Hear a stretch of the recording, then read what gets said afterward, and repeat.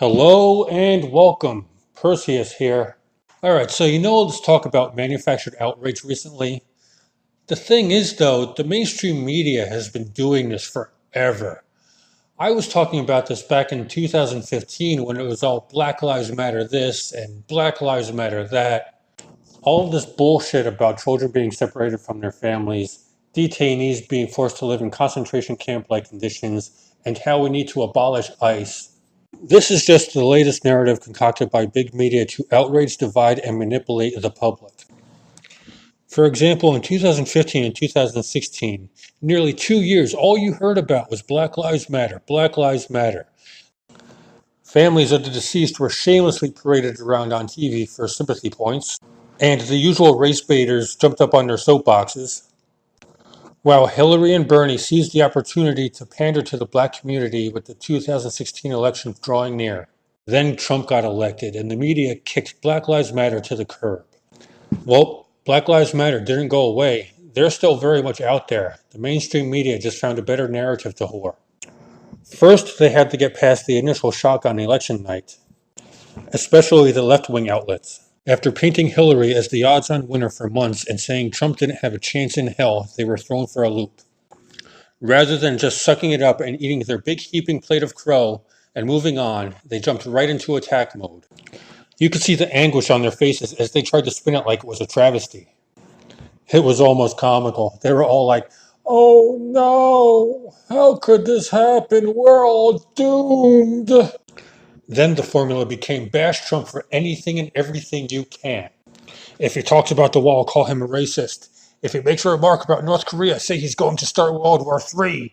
And if you run out of material, talk about whatever he tweeted at 2 o'clock in the morning. They even tried defending Antifa until they realized that the optics were horrendous.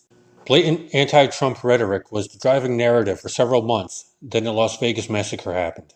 As they do with any mass shooting, the media became laser-focused on demonizing firearms. 58 innocent people lost their lives, but all big media cared about was politicizing the hell out of it, with irresponsible reporting by people who have no clue as to how things work or what they do. That story faded away surprisingly fast, and then we had another 3.5 months of round-the-clock coverage on Trump's immigration policies. Big media couldn't help themselves and continued to paint Trump as an evil white supremacist. The usual bunch of clowns like Rachel Maddow and Anna Navarro were often on air spewing bullshit like, "Trump is an evil, heartless bastard. He hates immigrants and he must be stopped."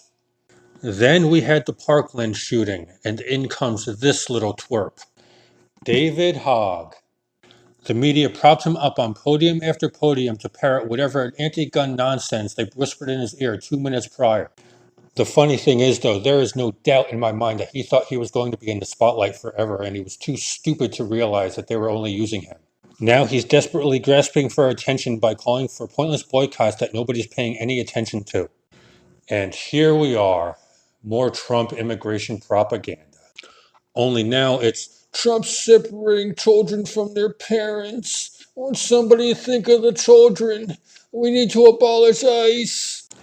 Never mind the fact that they're only enforcing a law that was signed in by Clinton, or that Obama was separating families at the border long before Trump was in office.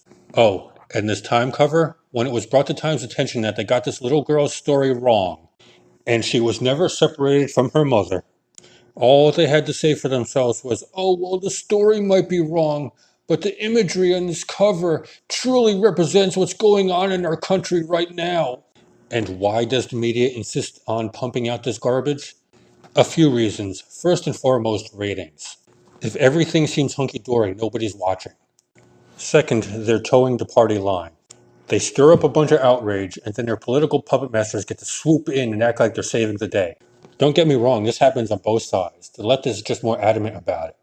They know their liberal viewers will follow along, like good little lemmings, and make a whole lot of noise. As always, thanks for watching. Please subscribe, hit that notification bell, follow me on social media. Links are in the description. Now a few parting words from Howard Beale. Take it away, Howard. Shopkeepers keep a gun under the counter. Punks are running wild in the street, and there's nobody anywhere who seems to know what to do, and there's no end to it. We know the air is unfit to breathe, and our food is unfit to eat. We sit watching our TVs while some local newscaster tells us that today we had 15 homicides and 63 violent crimes, as if that's the way it's supposed to be. We know things are bad, worse than bad. They're crazy. It's like everything everywhere is going crazy, so we don't go out anymore. We sit in the house, and slowly the world we're living in is getting smaller, and all we say is, please, at least leave us alone in our living rooms. Let me have my toaster and my TV and my steel-belted radios, and I won't say anything. Just leave us alone. Well, I'm not going to leave you alone. I want you to get mad. I don't want you to protest. I don't want you to riot. I don't want you to write to your congressman because I wouldn't know what to tell you to write. I don't know what to do about the depression and the inflation and the Russians and the crime in the street. All I know is that first, you've got to get mad.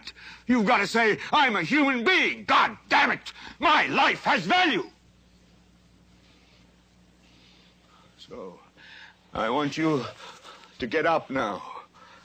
I want all of you to get up out of your chairs. I want you to get up right now and go to the window, open it, and stick your head out and yell, I'm as mad as hell, and I'm not going to take this anymore!